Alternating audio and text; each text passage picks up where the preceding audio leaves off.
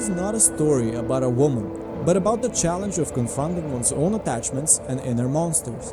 The hero neither denies nor rejects the body, emotions, or death.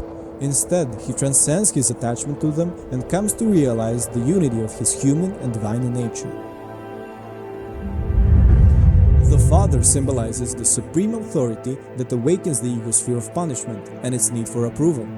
By transcending these illusions, he realizes that a universe radiant with love and mercy exists both within him and all around him. Apotheosis is the moment when the hero dissolves the final boundaries of the ego and discovers the divine potential that has always existed within him.